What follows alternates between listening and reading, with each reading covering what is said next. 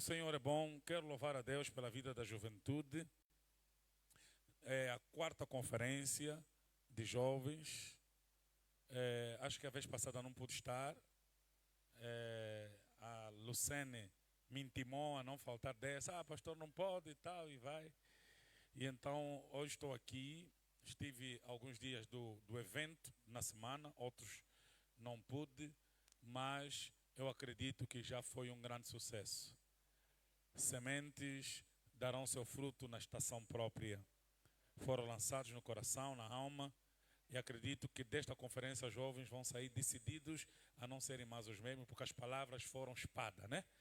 As palavras aqui foram martelo esmiuçando a penha, foram direcionamento da parte de Deus, da parte do Espírito.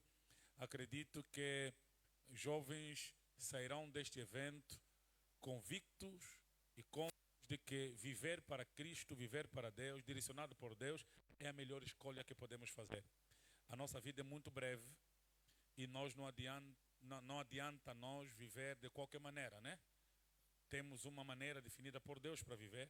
Primeiro, ela tem bondade presente, mas também promessa futura.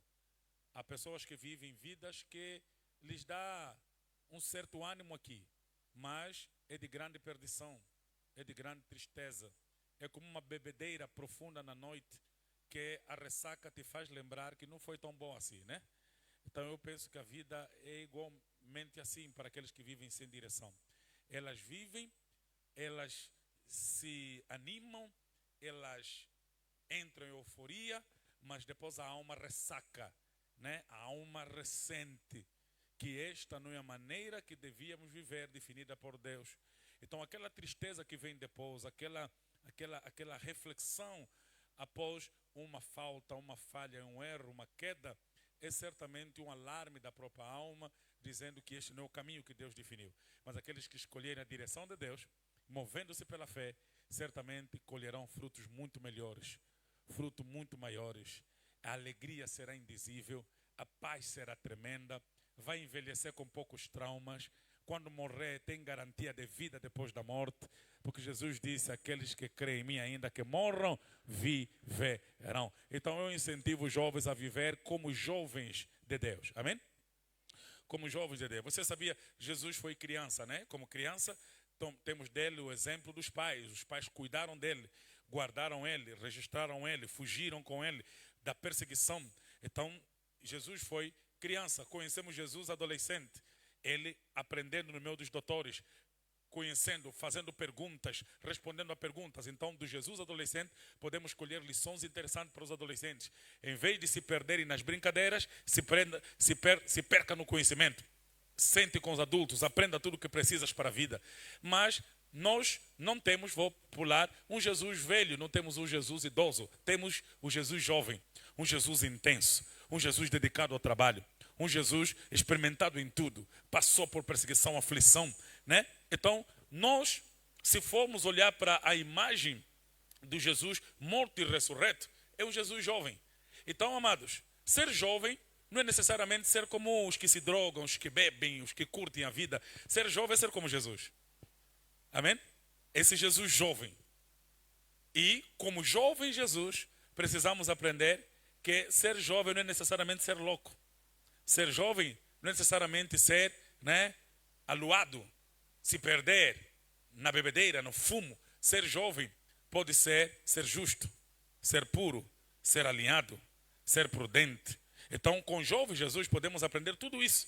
Então eu gostaria que você fosse um jovem como o jovem Jesus. Diga para alguém: seja jovem como o jovem Jesus. Olha lá, diga para alguém: seja como o jovem Jesus. Aí falamos no Natal do menino Jesus. Nessa conferência precisamos olhar para o jovem Jesus. Aleluia. E amados, Jesus não era só jovem, toda a gangue dele era jovem. Discípulos dele todos jovens, amém?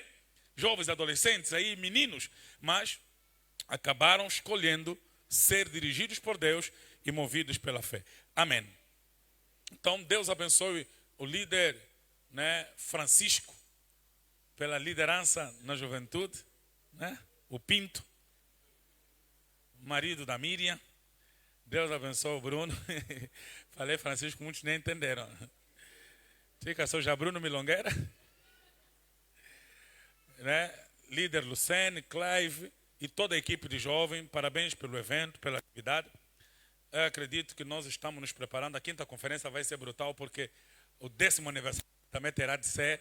Amém? Estamos a fechar uma década, então próximo ano vai ser bruto, mas essa conferência já antecipou o que vamos fazer como organização no próximo ano. Então, amados, Deus abençoe pela entrega. Então, tome sua Bíblia, vamos aproveitar alguns minutos do versículo que nos foi dado, que é Hebreus capítulo 11, versículo 8. Hebreus 11, 8. Qual é o tema? Mais uma vez, qual é o tema? Mais uma vez, qual é o tema? Quando eu estou triste, faço crítica, mas também quando estou alegre, também faço elogio. E deixa eu elogiar que neste ano nós estamos a ter uma colheita muito grande do trabalho com jovens. É muito casamento. É muito casamento. É casamento atrás de casamento. Jovens que não nos deram trabalho, não apareceram aqui nos levar na reunião familiar, porque engravidou, pulou janela, não estão a fazer tudo correto, tudo certo. Então, parabéns a essa juventude. Aleluia. Já vi aí uma lungana bem magro com as contas. Esse casamento faz isso. Casamento te tira, né? A vaidade te torna slim, é um ginásio da mente, certo? As contas não batem, mas você confia no Senhor. No último dia, um tio vai se mover, né? E quando o tio se move, traz 5 mil de contribuição e você está precisando de 5 milhões. Casamento é terrível. Uma vez eu fui participar numa reunião de família. Não, os tios vieram para contribuir. Quando começaram a meter o dinheiro no chão, a moda dos bacongos, eu falei que não viessem. 2 mil, 1.000, 5 mil. E estou a dar com boi de orgulho. Vamos só aceitar o simbólico, né? Então, amado, ninguém vai te dar nada. Amém? Você vai casar, se prepara, porque ninguém vai te dar nada. E quando te der alguma coisa, é nada. É aquela coisa só para aguentar aí a gasosa, é o simbólico. Não, o tio fulano participou, trouxe uma grade, trouxe... Mas você tem que ralar, ok? Cara da noiva é contigo, e nem conta com os padrinhos. Mas eu estou muito feliz. São quantos casamentos, Bruno? 11 casamentos. Só nesses dias, 11 casamentos. Jovens sérios. Jovens que deram motivo. Também os que se esconderam recebem só já elogio. Também sério. Amém? Mas é muita alegria poder saber isso, porque em outros campos não é assim, né? Então, valorizar a doutrina, valorizar o ensino, isso também faz com que o pastor... Ontem eu fiquei escrevendo, e pretendo que minha mensagem seja curta, mas fiquei escrevendo até quase 2 horas da manhã, né? Porque minha vida foi corrida esses dias e tive que esboçar a mensagem para hoje. E 2 horas da manhã, então a pessoa chega aqui, acorda às 5, vem pregas, pulmão, está a cortar uma metade, já está a apanhar pneumonia, e você ouve a mensagem, ignora, vai, vive da tua maneira, também dói.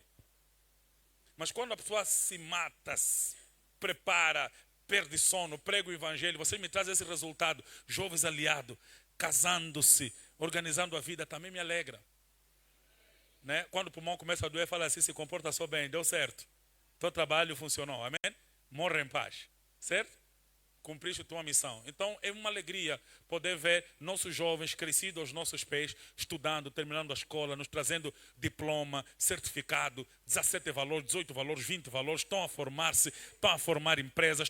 Então isso tudo nos alegra, porque sabemos que o evangelho funciona e a sua palavra é poderosa para transformar vidas, alinhar pessoas. Então esta é a nossa alegria, vos ver andar na verdade. Na verdade, não é como aquelas 5 loucas aí, só querem joia, carro, não sei o que. Quando meu noivo vier, vai me dar casa, carro, não. E quando meu noivo vier, eu serei submisso, eu andarei em prudência, eu lhe honrarei, eu lhe glorificarei, eu lhe adorarei. Então, que você explore os valores, não monetários ainda, mas os valores morais, civis, valores espirituais, porque todas essas coisas monetárias te serão acrescentadas. As materiais te serão acrescentadas. Porque, amado, não há quem viva alinhado com os princípios de Deus que depois não tem como resultado bens. Amém? Você vive alinhado, vive prudente. O dinheiro vai ser uma consequência disso. Riqueza vai ser uma consequência disso. Amém? Pobreza é para os que andam aluadamente. Quem anda nos princípios de Deus, certamente será recompensado no momento certo. Aleluia? Então, por isso, tua mentalidade não pode estar ainda na matéria, porque consequência não pode te mover. Você tem que buscar a base. Amém? A rocha que é Jesus Cristo. Então, vamos ler Hebreus 11, versículo 8. Podemos ler todos juntos? Podemos ler todos juntos? Vamos lá, 1, 2, 3.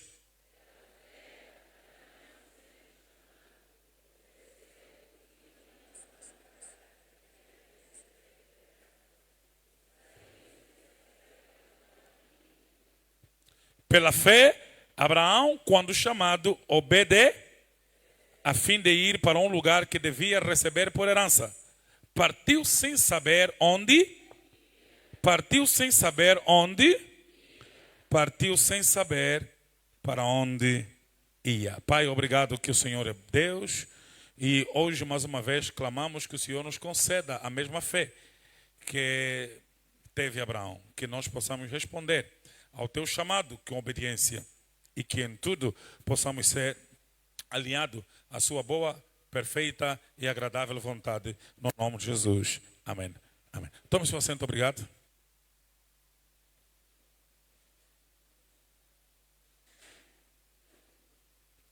Amados irmãos, o livro de Hebreus é um livro interessante, maravilhosamente interessante. Isaac Newton chegou a ler o livro de Hebreus e disse ser o livro de Hebreus o mais importante livro que já existiu, porque nele não está nenhuma vez escrito talvez. Não existe um talvez nesse livro, porque ele é um livro de certeza. Existem certezas espirituais postas diante de nós. É um livro tão profundo que a supremacia de Cristo está posta claramente, mesmo quando comparado aos melhores que já surgiram, aos patriarcas, à lei, aos anjos, Cristo é apresentado como superior a tudo e superior a todos.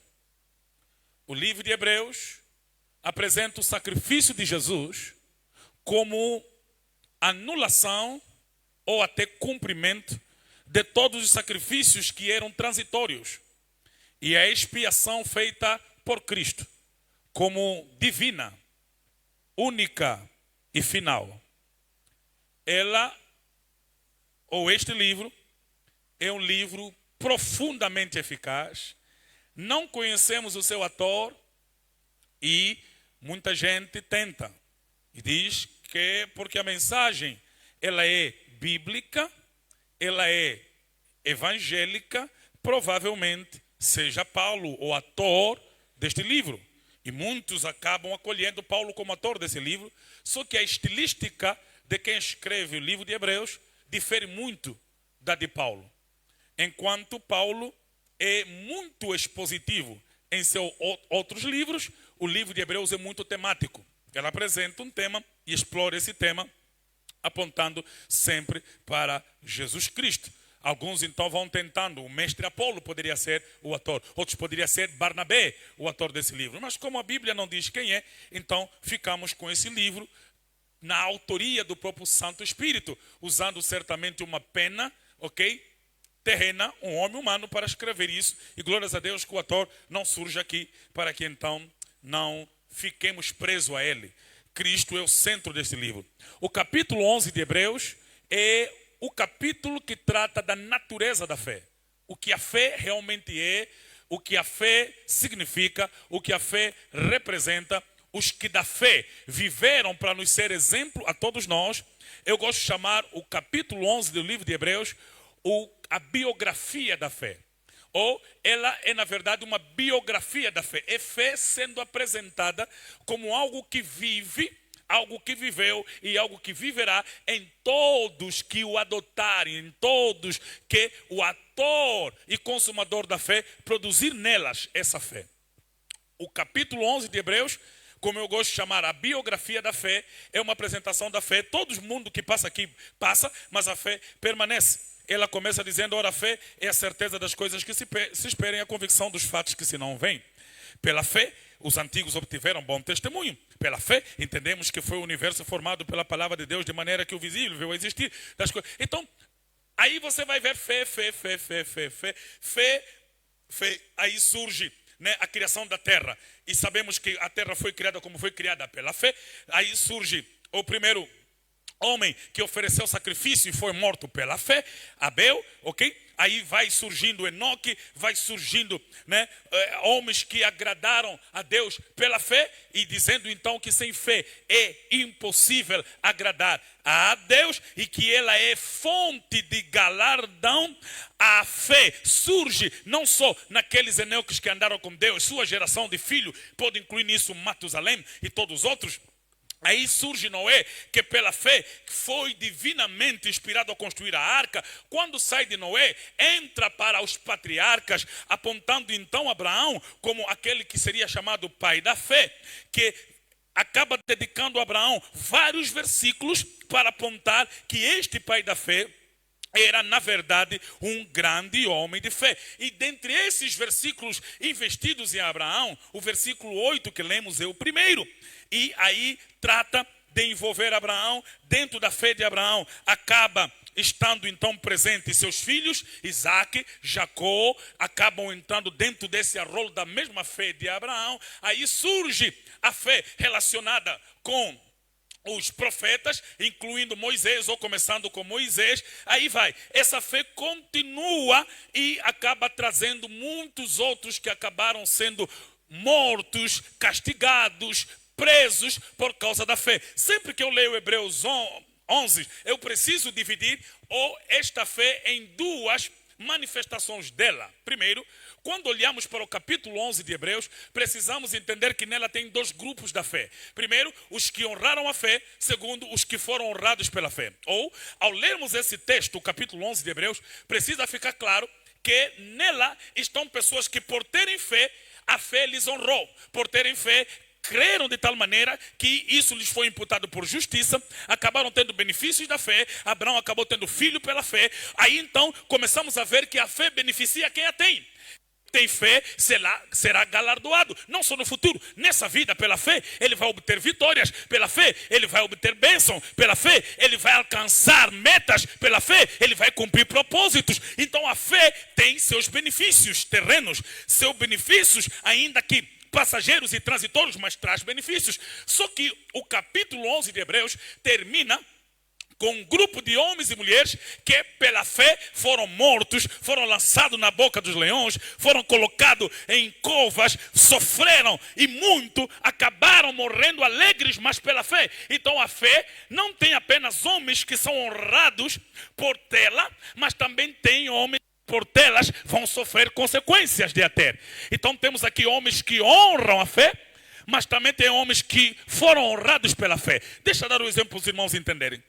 Se pela fé eu recebo um filho que não podia ter, a fé me honrou. Se pela fé eu acabo recebendo uma cura que eu buscava, a fé me honrou. Se pela fé eu acabei conseguindo um emprego que estava difícil e o meu diploma não me daria acesso, a fé me honrou. Se pela fé a minha família foi liberta pela pregação do evangelho, porque eu criei nisso, a fé me honrou. A fé honra quem a tem. Mas também há pessoas que pela fé não têm o filho que buscaram, mas permaneceram na fé. Buscaram a cura, mas a doença piorou. Esses honraram a fé. Então temos pessoas que não vão ser honrados pela fé, mas tem uma fé que eles honram. É como se eu tivesse casado com a fé em comunhão de bens ou comunhão de adquiridos. No bem e no mal eu estou com a fé. Na tristeza e na alegria eu estou com a fé. Na saúde e na doença eu estou com a fé. Se eu tiver saúde, a fé me honrou. Mas se eu ficar doente, eu vou honrar a fé. Alguém vai olhar para mim e estou aí para a igreja muitos anos e nada está a acontecer. Mas a fé não está a te honrar, mas eu estou a honrar a fé. Por isso eu vou no culto outra vez, eu vou à igreja outra vez, porque se a fé não me honra, eu honro a fé. Então não é homem de fé só quem tem fé para lhe fazer bem, mas também é homem de fé quem tem fé para suportar o mal. Não é apenas mulher de fé quem tem fé para lhe dar bênçãos, mas também é mulher de fé quem tem fé para continuar apesar das lutas e perseguições. Ele não perde a fé. Aleluia. Então temos dois grupos, honrados pela fé, os que honram a fé. Deixa eu perguntar para você, você honra a fé ou a fé te honra? Você está a honrar a fé ou a fé está a te honrar? Aqui está alguém talvez que já ouviu da família, também toda hora aí nessa igreja, não estamos a ver nada. Sim, mas a fé está a ver. A fé sabe quem eu sou para ela. Estou sendo perseguido, mas não perdi a fé. Estou sendo abatido, mas não perdi a fé. Estou sendo injuriado, mas não perdi a fé. Eu permaneço na fé apesar das lutas. Eu permaneço na fé apesar das guerras. Ainda vou num culto onde alguém está a contar testemunho do que a fé lhe fez. Lhe curou a ela, mas não me curou a mim. E só se converteu agora, mas já está liberta, já está ajudada. Eu estou há muitos anos, mas eu estou aqui. Amados, nem todos vamos ser honrados pela fé, mas todos podemos honrar a fé e permanecer firme, porque terá não só recompensa terrena, mas a recompensa eterna.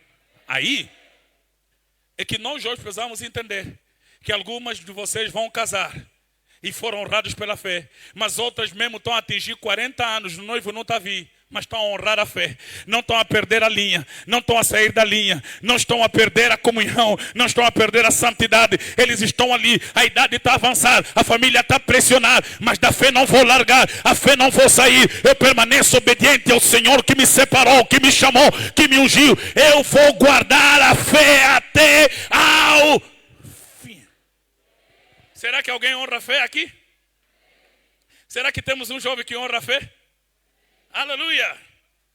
Você já teve fé que esse ano vai ter teu carro. E o carro não veio. Mas a pé você honra a fé. E o táxi subiu. Deus tem misericórdia. Aleluia! Apanha táxi de 300 com fé. Não perca a fé. Venha ao culto, se for a pé, mas vem. Não perca a fé. O versículo 8... então retrata algo interessante sobre Abraão. Diz assim: pela fé, Abraão, quando chamado, obedeceu a fim de ir para um lugar que devia receber por herança. E partiu sem saber para onde ia. Fé é isso. Abraão, quando chamado, obedeceu. Primeira lição interessante. O tema é direcionado por Deus e movido pela Deus é que está a direcionar, mas eu me estou a mover pela fé. Deus direciona, mas eu estou a me mover pela fé. Amados, deixa eu colocar assim. Quando a Unitel, ou Movicel, ou Africel, ele vai estabelecer as comunicações, ele coloca antenas que vão mover todas as comunicações. Coloca antenas em locais específicos, antenas para as conexões, as ligações. Mas, para isso funcionar, ela coloca chip no teu telefone, certo? Você vai à agência e ela coloca um chip que reconheça a antena que ele colocou. Aí o que acontece é que você está sendo direcionado pela antena, mas movido pelo chip. O chip está aqui, mas a antena está ali. Esse chip nada é sem aquela antena nada é sem esse chip. Só aquela antena não basta. Porque você pode ter a antena da Africel, sem ter o número da Africel, você não tem comunicação. Então nós temos um Deus que direciona a partir do céu, mas Ele colocou uma fé que nos move aqui na terra, para que essa conexão entre o chip e a antena funcione. E então é o que Deus fez, por isso a Bíblia chama que Ele é o autor e consumador da fé. Então Ele diz assim: eu vou te mover, eu vou te dirigir a partir do alto, mas eu vou colocar dentro de você algo que direciona, certo? Direciona. Você está aqui, se você estiver dentro do raio da antena, você tem comunicação.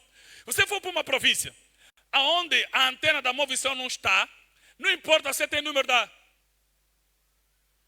Movicel, não importa se você tem saldo de 1 milhão, não vai funcionar nada. O saldo é alto, o chip está bom, mas não vai haver rede. Por quê? Não há antena, certo? Então, amados, não adianta eu ter carregado meu chip se eu não tenho antena. Ou não adianta ter uma fé que se move, mas não na direção de Deus. É dali que muita gente hoje acaba tendo uma fé fraca, vã, porque ela não se move na direção de quem direciona. A nossa fé tem direção. E a fé só pode ser plenamente se ela se move na direção de quem a definiu, se move na direção da palavra. É dali que não é qualquer fé. É a fé que vem do autor e consumador da fé. Há muita gente que diz, eu tenho fé. E alguns até têm fé. Eu tenho fé que quem está me fixar vai morrer. Essa fé até pode ser fé, mas é que ela está a se mover sem direção. Porque a direção está lá, mas o movimento está aqui. Esse movimento aqui embaixo precisa obedecer à direção dali em cima. E aí está que Abraão estava sendo direcionado por Deus, mas ele se movia em fé. A direção é divina. E qual é a direção? Deus está dizendo, Abraão, sai da tua terra e da tua parentela, que eu te levarei para uma terra que te vou mostrar. Sabe o que Deus está dizendo a Abraão? Eu tenho uma direção para ti, mas você tem que se mover para ela. Você tem que ir se movimentando na direção que eu estou a definir para a tua vida. Agora, o bruto é que Deus revela conteúdo sem dar detalhes. É aqui que a fé entra. Porque se Deus desse detalhe de todo o conteúdo, então todo mundo seguiria, não se precisava de fé. Aonde é que a fé existe? Porque eu estou a ler, eu estou a crer e eu estou a me mover em direção a um conteúdo sem detalhe. Ali é que tem fé. É dali que Abraão é diferente da maioria. É diferente de muitos. Porque eu estou crendo firmemente que o que Deus me falou é verdade, mas eu não tenho detalhes. Se você me perguntar detalhes, eu não sei. Eu só sei o conteúdo. E o conteúdo é, me dará uma terra de... É onde? Não sei. Fica onde? Também não sei. Estás a ir aonde? Também não sei. Mas o que é que você sabe? Sei quem me falou. Eu só conheço quem me disse. Então não estou a confiar na coisa, estou a confiar na pessoa. Por isso, quando vocês têm vossos filhos, se são pequeninos, você não dá explicações para o teu filho se está aí aonde. Se prepara, vamos sair. E as crianças não querem. Papá, vamos aonde? Vamos no mercado. E a criança vai. Estamos a sair com a mamãe, vou sair com o papá. E ele se prepara, sobe no carro ou vai no táxi contigo. E ele não quer saber se vão passar aonde. Ele só sabe que o papá disse que estamos no parque. E qualquer caminho que você entrar é caminho do parque. Você está a dar volta ou não, para a criança é caminho do parque. Porque eu não preciso conhecer o caminho do parque se o meu pai conhece. Eu só sei que eu estou a ir com ele. É aí que a fé entra, porque eu não preciso ter detalhes do conteúdo que eu... A fé é a convicção de que quem me falou sabe, e eu não preciso saber todas as coisas. É ali que a fé precisa nos mover, porque se eu soubesse tudo, eu podia discutir com quem sabe mais do que eu. Porque o caminho, às vezes, para o lugar da herança não é fácil. A caminhada é tão dura que Deus nos protege de todas as informações. É ali que a fé entra, não sabendo para onde. Quem consegue viajar assim? O que Abraão sabia? Abraão sabia do chamado. O que Abraão sabia? Abraão sabia de quem o chamou. O que Abraão não sabia? Abraão não sabia o lugar onde ia. E o pior, Luvualo, é que Abraão, quando chamado por Deus, obedeceu. E ele deixou o pastor Samuel a terra que conhecia para ir atrás da terra que não conhecia. É que quando nos movemos pela fé, nós estamos deixando o concreto pelo abstrato. Estamos a deixar o que sabemos pelo que não sabemos. Amados, imagina só o perigo disso. Você está a deixar algo que já é concreto, algo que está na mão. É como se tivesse a deixar 2 pássaros a voar e depois não ter nenhum. E ainda confiar que você vai ter gaiola no fim. E aí entra a fé. Porque eu estou a deixar terra para ir atrás da terra. Só que a terra que eu estou a deixar já se pisa. E a terra para onde eu estou aí só se imagina. Quem consegue viajar assim? Quem consegue andar assim?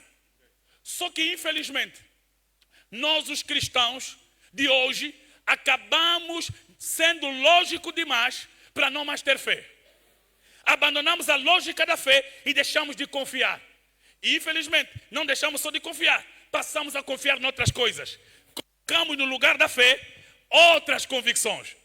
Digamos, amados, vamos ser sinceros. Quem já viajou para a Europa? Quem já foi para a Europa? Quem já foi para a América? Quem já foi para a África do Sul? Vamos lá. Quem já andou de avião? Bom, obrigado. Quem conhece o caminho que passaram no ar quando ele estava aí para algum lugar? Amado, você só vai no check-in, faz check-in. No teu bilhete está escrito Wambo, Willa. Você sobe no avião, amarra o cinto e confia no piloto. E ainda dormes. Você não precisa saber caminho de Portugal. E nenhum piloto te mostra, olha, caminho é esse. Porque teu trabalho não é esse. Ele viveu anos a estudar para conhecer caminho que você não precisa conhecer, você só precisa ir. E ainda assim você confia que o piloto vai te levar mesmo em Portugal, vai aterrar mesmo em Lisboa. Você acredita mesmo que quando você apanhar voo da Bélgica, vai descer mesmo lá. Quando você for para a França, vai aterrar em Paris. E quando você desce, você espera ouvir francês. Mas nós, quando se trata de Deus, queremos saber, mas como, onde, quando, vai acontecer. Amados, se você confia em pilotos terrenos para uma viagem terrena, você precisava confiar naquele que é divino para as viagens que Ele traçou para a sua vida. É essa fé que falta em nós. Sendo direcionado por Deus, precisamos nos mover pela... Não sei para onde vou, mas uma coisa eu sei com quem eu vou. Onde não sei, quem eu conheço. E quem é mais importante do que onde. Imagina que se você sobe num avião e te fala que o piloto é o pastor Sadraque, você não vai ir. Ele fala, você estudou Bíblia, não estudou aviação, vamos descer rápido. Ou não? Porque a pergunta não é onde, é quem. Quem está aí? Ou não? Outra vez fizeram uma, como é que chamam aquilo? Uma pegadinha. O piloto primeiro estava a reparar o avião, tipo mecânico, com uma birra. E as pessoas subiram no avião. E ele a reparar com a birra dele, todo mundo a subir no avião. Quando ele acabou de reparar, trancou aquilo, tirou, bebeu o gole, subiu no avião para pilotar. Todo mundo, ei! Não vamos nesse avião, não vamos. Amado, a questão não é onde, é quem. Quem vai comigo? Quem está a me mover? Se quem me move é sério, então eu vou descansar. Juventude, Jesus é, e todos que nos visitam. Quem está sendo direcionado por Deus, se movendo por fé, ele não quer saber detalhes. Ele confia em quem lhe chamou. Ele confia no Deus que lhe garantiu. E ele obedece. Amado, a fé está intrinsecamente ligada à obediência. Você não tem fé até que a fé que você declara ter te move em ação. Se tua ação não coopera com o que Deus te falou, você não tem fé. Se tudo o que você faz é contrário à ordem que te foi dada, amado, você não tem fé. Você pode vir na igreja, cantar no coral, até pregar no altar, mas se tua vida não abriu mão do concreto pelo abstrato, pela fé, você não é um homem de fé. Amados, não é fácil para jovens nossas, muitas vezes lindas, belta, né? Sendo abuzinada por homens de carrões na rua, e homens que garantem, eu vou ficar contigo, mas ela leu na palavra, não vos ajunteis a jugo desigual, e o homem é ímpio, mas está a garantir casa no talatona, e ela tem que dizer não, está a abrir mão do concreto, porque ela crê na promessa que lhe foi feita, no Deus que falou com ela. Eu sei que isso não é fácil, irmão, mas posso lhe garantir uma coisa, é a melhor das decisões que um homem e uma mulher da fé pode tomar. Porque a promessa não tem apenas garantias terrenas, ela carrega garantias eternas. Alguém aqui é um jovem de fé? Aqui alguém é jovem de fé? Deixa eu ler o que eu escrevi aqui para os irmãos. Saiu para o lugar que não conhecia. Isso se chama confiança. Existem 3 expressões claras da fé. Primeiro, a confiança. Quem tem fé, tem confiança. Confiar é depositar em alguém. Tudo menos dúvida. Eu confio. E maldito homem confia no homem igual. Mas em nosso Deus precisamos confiar. Eu estou no teu colo, eu estou sob tua direção e eu vou confiar no Senhor. A outra expressão da fé é certeza. Quem tem fé não tem só confiança, ele tem certeza. Porque às vezes confiar, quando começa a demorar, começa a te doer também. E algumas vozes podem começar a te corromper. Desde aquela hora. Quando começaste tinha 20 anos, agora com 30. Está sempre nisso. Aí o que te defende é a certeza. Eu tenho certeza que o meu Redentor vive. Foi assim que os amigos de Jó quase lançaram dúvidas à mente de Jó. Mas Jó se defendeu com a certeza. Eu sei que o meu Redentor vive. Eu tenho certeza que morreram meus filhos, está a morrer meu gado, morreu minha riqueza, estou a morrer eu, mas uma coisa não morre. Meu Redentor não morre. Meu Redentor está vivo e por fim vai se levantar. É essa certeza que precisamos ter ao fim. Deixa eu dar uma consolação para alguém. Estás à espera de muito tempo, estás a ficar desmoralizado. É o momento de você ativar a certeza na tua vida. Certeza não em ti, certeza não nas circunstâncias, certeza não no tempo, certeza não nas condições, certeza em Deus. O meu Redentor vive. Esta é a certeza que eu tenho. Não me restou nada, tenho que ter certeza. A outra expressão da fé é a esperança. Aí quando a certeza se apega, você precisa ter esperança. A esperança é a convicção de que não desistir. Porque algumas pessoas, Bruno, chegam a um tempo que dizem, esse meu Redentor vive, mas está bem, vou só já aguentar. Não, ainda tem esperança. Uma das expressões da fé é esperança. Esperança é não desistir. Mas a idade está avançada, mesmo assim não desistir. O médico disse, não vais ter filho, não desistir, tenho esperança. Esperança é ainda estou à espera. Demorou, mas ainda estou à espera. E isso falta em muitos jovens. Porque Angola, e inclusive o próprio mundo, se tornou uma pressão terrível. Nunca tivemos uma juventude tão obcecada, tão deprimida do que a nossa. Já jovens a tomar medicações para diminuir a ansiedade, estresse. Estamos todos os dias estressados. É o estresse para conseguir diploma, é o estresse para conseguir casamento, é o estresse para conseguir finanças, é o estresse para conseguir emprego. Começamos a ver a idade avançar, nossas contas bancárias vazias, então carregados de estresse começamos a perder confiança, certeza e esperança. E quando a esperança vai embora, a doença começa a ocupar lugar na nossa alma, lugar em nosso coração. Mas eu vim para falar com jovens nessa manhã. Quem se move pela fé, ainda que ele tendo confiado, tendo tido certeza, começou a ficar cansado, eu vim renovar a tua esperança. Não desista agora, não desista agora, não desista agora. Preencha teu coração de alegria e saiba que o Senhor, mesmo no último minuto, fará algo extraordinário e você crerá que o teu Deus jamais te deixou, nunca te abandonou, esteve sempre do seu lado. Aleluias. Então ainda não acabou. Existe um testemunho para você contar. Um testemunho de fé para você contar para outras pessoas. Eu tenho esperança. Quem tem uma esperança ainda? Quem tem esperança? Quem tem esperança? Amado, esperança às vezes morre com circunstâncias. Esperança às vezes morre com os problemas. Às vezes o problema sufoca a esperança. Já não temos mais fé porque os espinhos da vida sufocaram a nossa esperança. E a esperança, quando morta, ela anestesia a alma. Você já não tem mais força nem para trabalhar. Você começa já a se conformar. Deixa o problema te arrumar. Já acabou, minha vida já acabou. Terminou assim. Mas o Senhor hoje tem uma palavra para si. Quem se move por fé, ainda se move por esperança. Alguma coisa extraordinária ainda vai acontecer na tua vida, na tua saúde, nos teus negócios, no teu projeto. Não importa o que o médico falou. A esperança pela fé. E eu estou a me mover nessa fé. Quem ainda tem esperança? Em alguma coisa ainda tem esperança? E ainda tem esperança? Quem tem esperança como eu? Amado, eu estou a esperar todos os dias. Mesmo que todo mundo for, eu estou a esperar. Meu Redentor vive. Aleluia.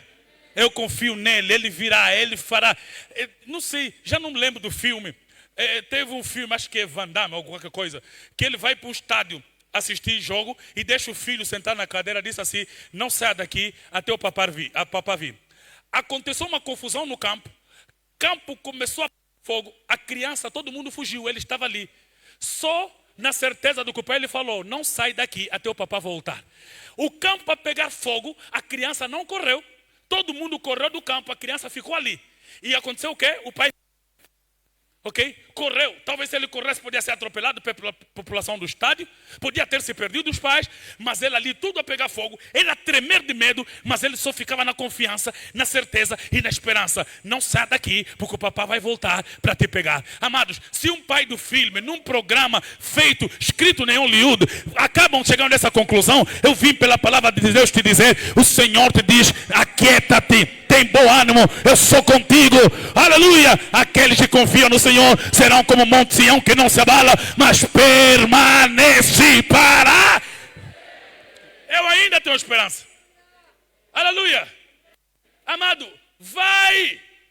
E quero terminar com isso. Vai! E ele ia sem saber onde. Esse é o problema da nossa fé. Nós queremos saber onde. Pastor, não me expor biblicamente para que eu entenda onde estou aí. Estou a te expor biblicamente para que você entenda que você não sabe onde vai ir. Mas vá com fé, vá com certeza, vá com confiança, vá com esperança.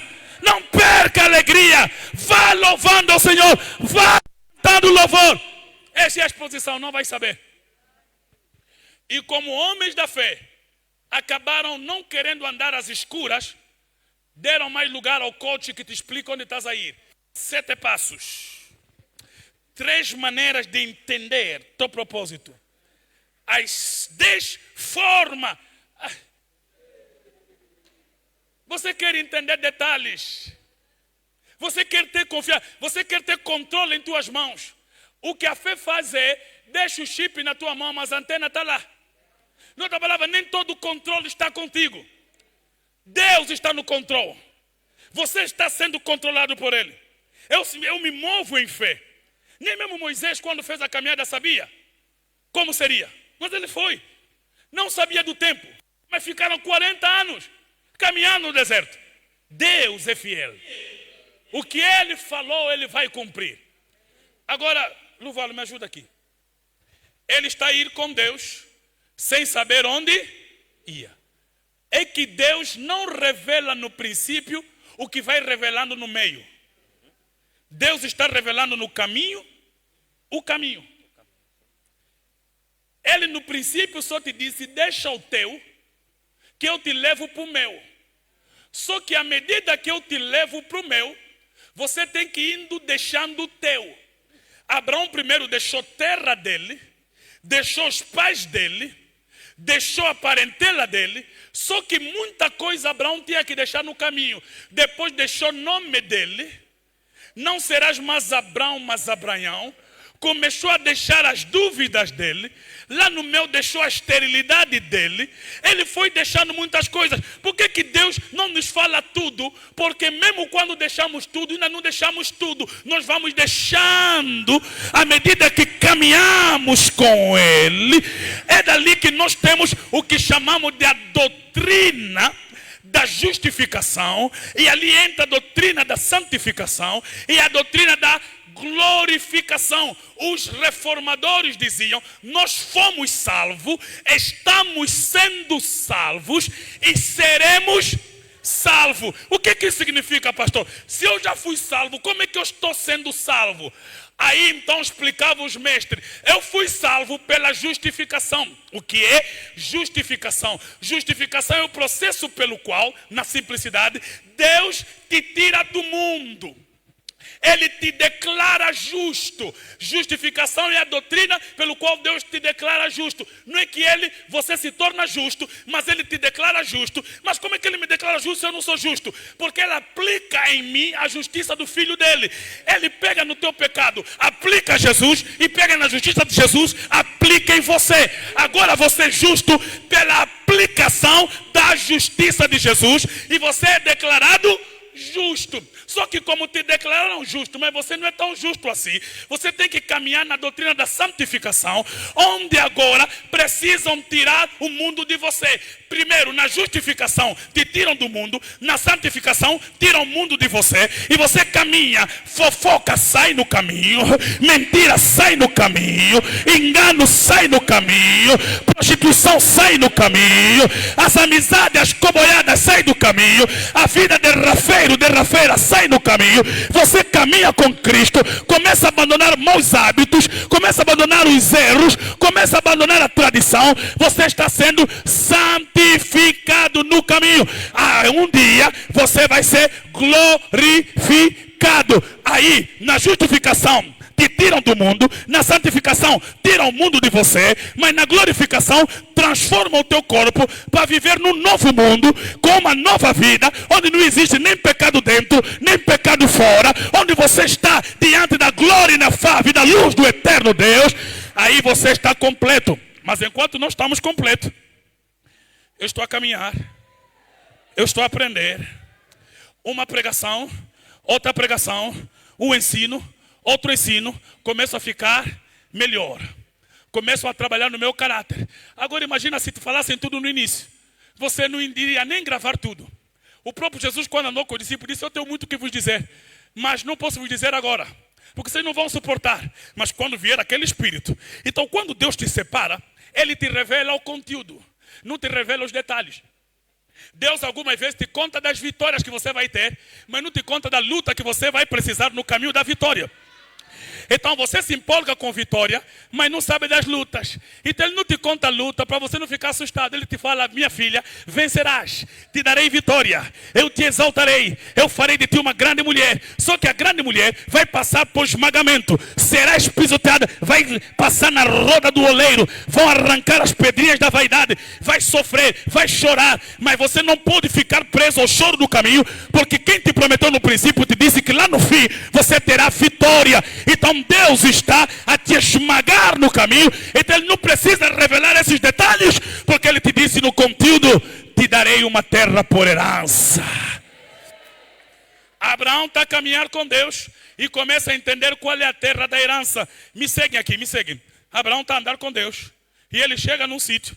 Abraão só fazia 3 coisas. Quando ele chegava num sítio, parava, ele cavava um poço para achar água, levantava um altar para adorar a Deus e estendia uma tenda para acomodar a família. 3 atividades de Abraão: levantar altar, cavar poço e construir tenda. Porque quem tem altar tem Deus, quem tem poço tem gado e quem tem tenda tem família. Abraão tinha essas 3 riquezas. Ele tinha riqueza espiritual, tinha riqueza material e tinha riqueza familiar. Por isso, amado, crente não é contrário à riqueza. Porque nosso pai Abraão tinha Deus sem deixar de ter gado e sem deixar de ter família. Então, como nosso pai Abraão, deixa abrir um passo para profetizar: Deus que você tem vai te dar a família que você terá, e gado e riqueza para sustentar a família no nome de Jesus. A prosperidade seja também tua herança.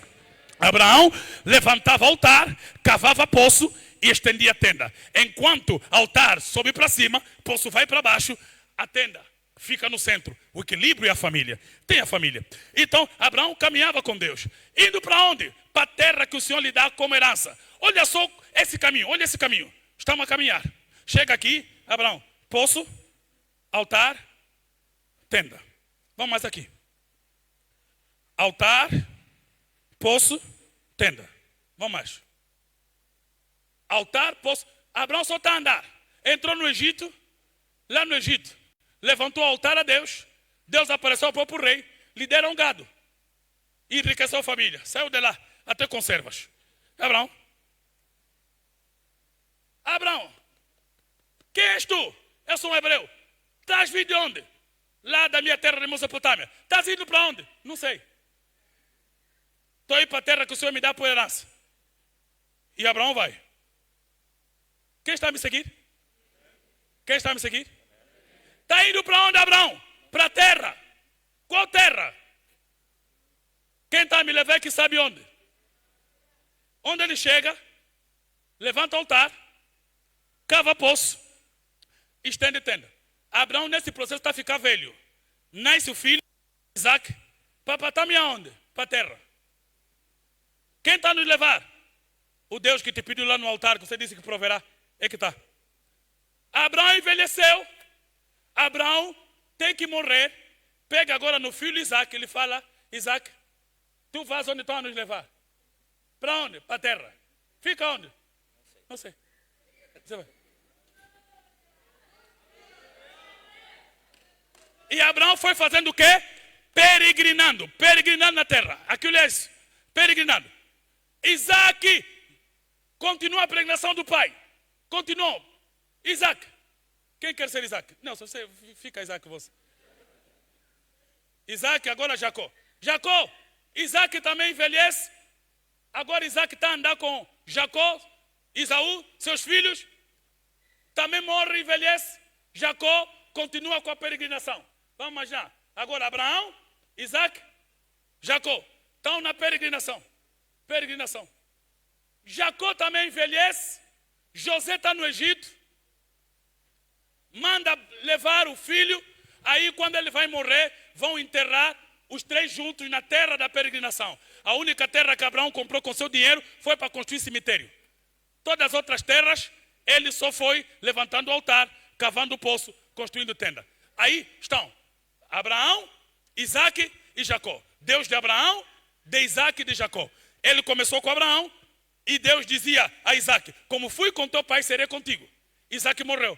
Como fui com teu avô e teu pai, serei contigo. Vamos para a terra. Morreu. José governa no Egito, recebe os irmãos. Quando José vai morrer, ele diz assim aos irmãos, olha só, quando o Senhor vivo e buscar, porque ele está nos levando na terra, não deixa o meu osso aqui, porque eu também queria ir para a terra. José fez os irmãos jurarem para não lhe deixar no Egito. Vocês conseguem entender aqui o quadro?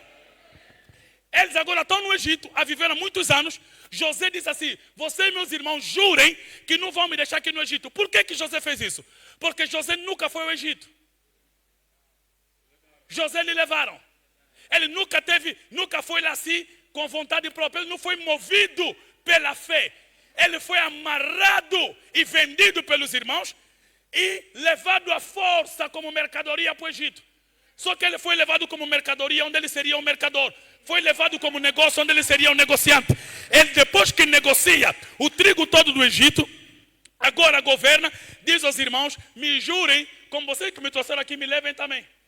José morre, balsamaram como um faraó, lhe balsamaram no Egito. Viveram a família que eram só 70 almas quando entraram para o Egito, acabaram se tornando milhares, 430 anos depois. Ouvem, 430 anos depois, o Senhor levanta Moisés e diz assim, eu sou Deus do teu pai Abraão, Isaac e Jacó. Ouvi o clamor do meu povo e vim para lhe levar de volta para a terra. Noutra palavra, a viagem de Abraão continua. Moisés vai buscar o povo, combate com o faraó com a mão de Deus, liberta o povo, lembra do juramento que fizeram a José. Pega o corpo de José, leva, porque ele mandou jurar que vocês vão lhe levar. Noutra palavra, ele mandou jurar aos pais, aos ancestrais, quem estavam a cumprir são os filhos. José, como nunca foi ao Egito, também não saiu, também lhe levaram. José passou o Mar Vermelho, José atravessou o deserto todo. Moisés não entrou, mas José entrou na terra prometida. Por causa do juramento que fez os irmãos fazer. José foi enterrado na terra prometida. Agora pergunta, pastor, qual é a terra prometida? Essa terra, onde Abraão estava a girar. Levanta altar, cava poço, estende tenda.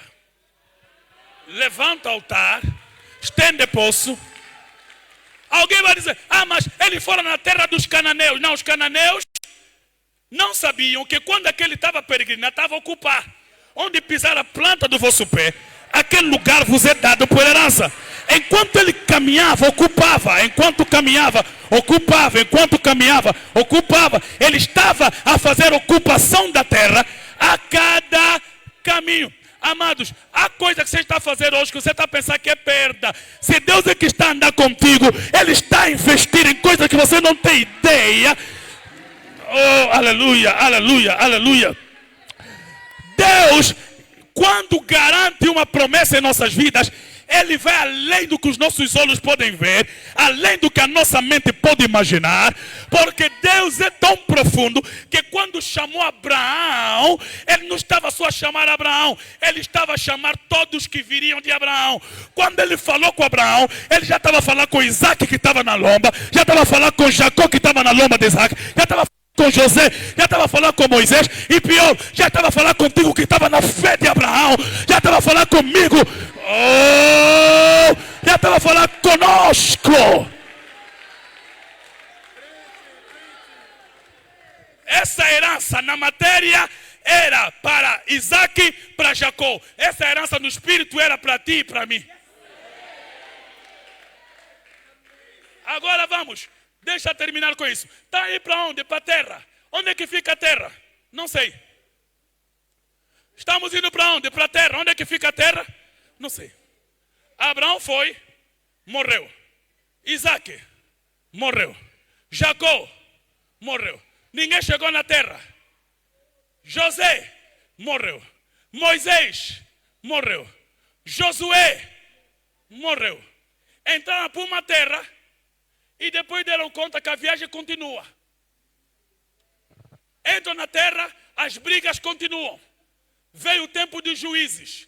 Tempo dos juízes abriu o tempo dos reis. Tempo dos reis, tempo dos profetas. Aí tempo dos profetas termina com o tempo de Cristo. O último profeta no rio, anunciando Jesus Cristo. Quando Jesus Cristo se apresenta, ele está a mostrar que a terra afinal nunca foi aqui.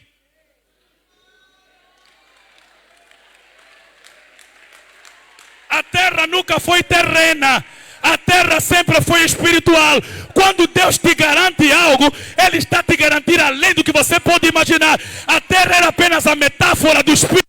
A terra era apenas a metáfora da eternidade. Porque Abraão pensava que a terra era uma geografia na carne. Mas sim, a terra é uma geografia no espírito. Por isso Abraão já morreu, mas não imaginou que teria filhos nessa sala em Angola. Não teria filhos aqui na Jesus. Oxi!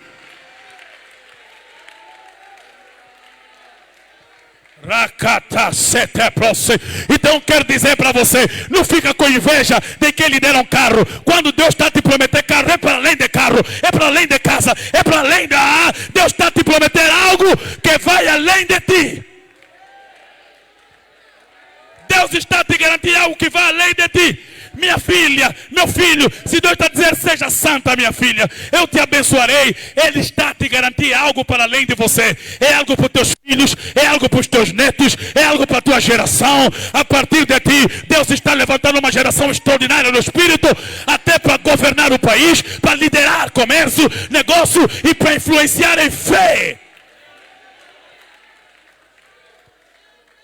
No dia que Abraão saiu da terra, eu estava lá. Ah, mas estava lá como? Não, deixa eu dizer, Isaac estava lá no lombo dele. Jacó estava lá no lombo de Isaac. Mas eu estava lá na fé. Eu estava lá na fé de Abraão.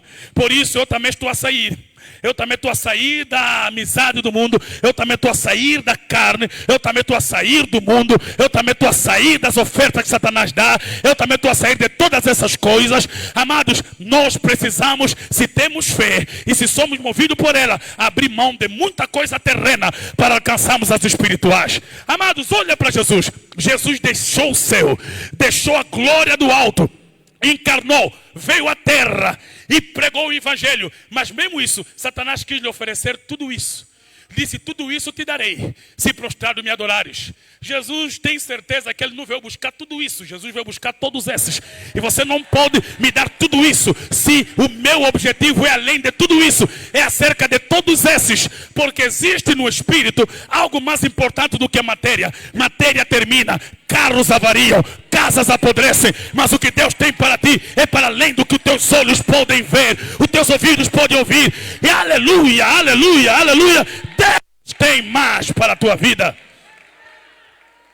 Ai, eu nasci de família de quimbanda. Na minha família tem feitiço. É por isso que estamos a te tirar da tua família para vir para a nossa. A nossa família é da fé. A nossa família é da fé. A nossa família é da fé. A nossa família é da fé. A nossa família é a família da fé. Vem para essa família da fé. Essa família que crê nas coisas para além do que se pode imaginar. Eu creio que sou dessa família. Nessa família não se entra por sangue. Nessa família não se entra pela pele. Nessa família não se entra pelo cabelo. Essa família não se entra pela raça, pela tribo. Essa família se entra pela fé.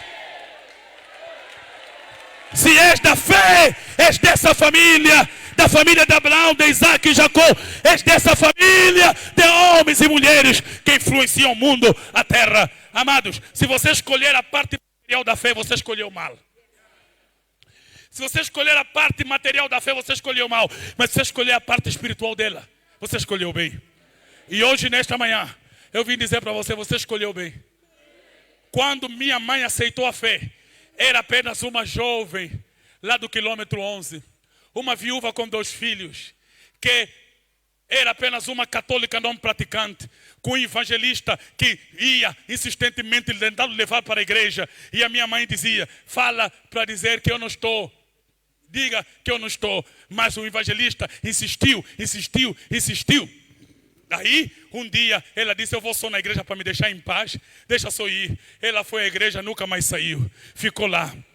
Aí conhece meu pai ainda ímpio, se relacionam, meu pai nas feitiçarias e os ataques da família, sofrendo todos os ataques, minha mãe, mulher de fé, e nasce meu irmão antes de mim, enquanto minha mãe leva para a igreja, meu pai leva para o quimbanda, a criança falece, meu pai vai para se tratar de uma doença, e o anjo da igreja da mulher dele lhe aparece, e disse, volta para Luanda, porque lá estará um evangelista para te conduzir pela fé, e meu pai creu nessa fé, e nessa fé, crendo, nasce esse pequeno Sadraque, e aí vai. Nessa mulher do hoje ainda, dos Kwanza, aí não se sabia que se podia dela nascer um pregador do evangelho, que estaria pregando para você hoje, ou um Jorge Batista que está ali, ou um Sadraque que está aqui, ou um Guina que está em Portugal, ou um Garcia que está no Brasil. Amado, Deus ainda pega nas coisas loucas para confundir as sábias, aquelas que não são, para confundir as que são.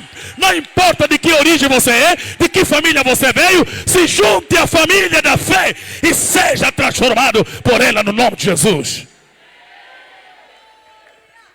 Se junte a essa família e seja transformada por ela no nome de Jesus. Se você se juntar à nossa família, não digo nome, estou a falar de fé. Na nossa família, o que nos une é a fé. Ah, não, mas eu tenho o mesmo sangue que tu, não é minha família, se você não tiver a mesma fé. E, tá me desprezar, só estou a imitar o que Jesus fez até com a mãe dele. Minha mãe, meus irmãos e minhas irmãs são os que ouvem a minha palavra e a colocam em prática. Sabe o que Jesus disse? Disse isso a quem? Disse a todos quando a Maria e suas filhas vieram chamar Jesus. Disseram assim, tua mãe, tuas irmãs e teus irmãos te chamam, estão lá fora. Jesus estava aqui dentro a pregar, disse, quem é minha mãe? Quem é minha irmã? E quem é meu irmão? Senão esses que ouvem as minhas palavras. Jesus está dizendo, não tem outra forma de ser minha família, senão crer na palavra de meu pai e colocar em prática. Se não ter a mesma fé, se você é da mesma fé, você é meu irmão. Você é minha irmã. Vamos viver junto eternamente. Estamos no mesmo agregado familiar onde Jesus é o primeiro filho. Estamos na mesma família. Aleluia. Aleluia. Hoje eu quero terminar essa conferência de jovem dizendo, crê, se mova por essa fé. Se mova por essa fé. A terra hoje está sendo discutida ou não? Lá no Médio Oriente. Israel ocupou. Atacou lá no cerca dos anos 1940. E Israel foi ocupar. Os sionistas ocuparam a terra. Os palestinos estão a guerrear. Parte daqueles palestinos também fazem parte das 12 tribos de Israel. Aí, quando você vê aí o Líbano, o Iraque, todos aquele povo ali tem ligação. Por quê? Porque nós estamos a discutir terra. Só que a terra não é essa. A terra é no espírito. E, pastor, como é que você sabe disso? Eu sei que muita gente vai defender a mentalidade judaica. E eu posso falar como Paulo disse. Eles não foram abandonados. Eles, certamente, em tempo certo, serão resgatados. A terra física. Mas o propósito cristão não é físico, é espiritual. Por isso, Jesus, olhando para o templo, disse assim, eu destruirei isso em 3 dias e reconstruirei. Jesus estava a falar não daquele templo, estava a falar desse templo. Estava a falar do seu próprio corpo, que ao 3º dia ressuscitaria. Quer dizer que nós precisamos aprender a crescer espiritualmente para tirar a promessa da dimensão do físico e levar para a dimensão do espírito. Você tem que entender que Deus não precisa crescer Só que como nós precisamos crescer, ele cresceu conosco. É por isso que na encarnação Jesus não nasceu adulto, nasceu neném. Também cresceu. Para que nós acompanhássemos o crescimento, participássemos do crescimento e ele conosco. Acho que não vamos fazer entender se eu não explicar direito. Eu já expliquei aqui sobre a evolução da casa de Deus. Quando nós lemos Gênesis, percebemos que a casa de Deus primeiro está no jardim, Éden. É a casa de Deus. Só que quando o homem peca, o homem é expulso para fora do jardim e Deus começa a ter contato com o homem no monte. Abraão no monte, Isaac no monte, Jacó no monte. Agora a casa de Deus era monte. Era no monte que Deus chamava para ter encontro com o homem. Até que Moisés um dia sobe no monte. Deus diz assim, não é mais monte, eu vou te dar uma planta. Faz a tenda. Aí Moisés não precisa mais de monte, agora tem tenda. A tenda agora é a casa de Deus. Com 3 repartições, o átrio, o lugar santo e o lugar santíssimo. Só que essa casa, tenda, dura até o tempo de Davi. E Davi diz assim, mas não é bom que eu viva em casa de bloco. E meu Deus, casa dele é na tenda. Senhor, me permita construir uma casa. Diz, tá bom então, a casa sai da tenda, vai nas paredes. Davi prepara o material, Salomão constrói e Deus aprova o templo e disse, agora nem mais tenda, agora é templo. Agora Jesus veio e disse assim, agora eu estou a destruir esse templo. Não fiquem presos a coisa. A casa sempre foi espiritual. A casa não é. É que a matéria era apenas condições para nós estarmos perto do Espírito. A pedra, o templo, não guardava o Espírito, guardava quem entra nela, nós. Esse templo só é casa de Deus porque as casas de Deus estão aqui. Ou não sabeis vós que sois morada de Deus e o que habita em vós é santo? Então, nós somos casa de Deus, que viemos na casa de Deus para adorar o Deus da casa. Então, não é sobre este lugar. Porque num outro dia, se nós sairmos daqui, isso pode virar armazém de trigo. Pode virar um armazém de venda de açúcar. E está tudo bem. Porque a casa de Deus não é mais essa, são essas. Deus não habita mais nessas paredes, habita nesses homens. Por isso, amados, nós precisamos, em relação às promessas, crer no Espírito e não na matéria. Começamos a ficar presos no que Ele nos falou. E não naquelas coisas que se manifestam. Domingo passado eu disse que até as coisas que Deus nos dá, Deus não nos dá para nós termos as coisas. Deus nos dá para nós crermos em quem deu. E eu vou repetir outra vez o que disse. Deus, ou Jesus Cristo, é que disse para Pedro lançar a rede. Foi o poder de Jesus que fez eles pescarem muitos peixes. É a palavra de Jesus que fez apanhar o peixe. Mas quando apanham o peixe com a palavra de Jesus, Jesus diz assim, deixa os peixes me seguem. Mas como assim? Por que usaste poder para apanhar peixe que vamos deixar? É para dar que o exemplo que o peixe não é o que eu quero que vocês apanhem. Eu quero que você apanhe homens. Peixe é apenas exemplo. Peixe é apenas rascunho. Peixe não pode ser vossa. Amado, vosso propósito está para além de ter casa, carro e dinheiro. Vosso propósito está para além disso. Deus vos estabeleceu para vocês serem legado na terra. Para estabelecer a partir de vocês uma família extraordinária. Teus filhos têm que ser bênção.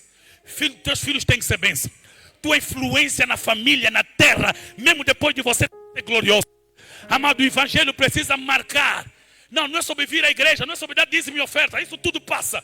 É sobre você ser cristão. E a tua vida ser marca viva, mesmo depois de você não estar aqui entre nós. Eu gostaria que vocês entendessem o que eu vos prego nesta manhã. Eu gostaria que vocês entendessem que não é acerca da matéria, é acerca do Espírito. O grande problema é o quê? É que alguns de vocês recebem presente numa caixa bonita e forrada e vocês ficam mais alegres com a caixa de presente do que com o presente na caixa. Por isso hoje eu vou rasgar essa caixa de presente. Eu sei que o forro é bonito, eu sei que o pacote é lindo, mas não me importo com o pacote. Eu estou a rasgar o pacote nesta manhã, porque o que interessa é o que está dentro. Amados, não é o fora, é o dentro. Não é a carne, é o Espírito. Não é o terreno, é o eterno. Não é o passageiro, é o que dura para sempre, que eu vos trago no vosso espírito nesta manhã.